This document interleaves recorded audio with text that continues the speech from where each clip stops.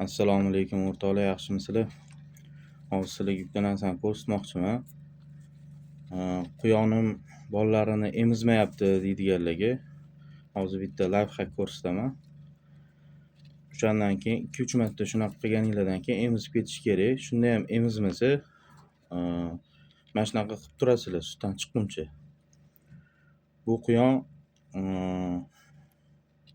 hali yosh ona bo'lgani uchun, birinchi marta tug'ishi bo'lgani uchun bolalarini emizmadi. Hozir ushlab turib emiztiramiz. Shunda bolalarini olasizlar.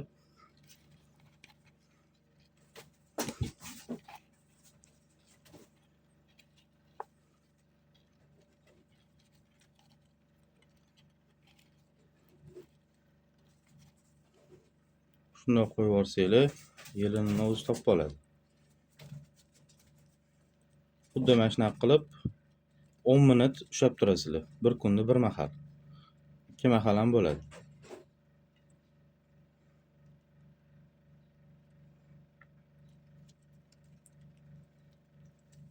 Like, komment ayamanglar.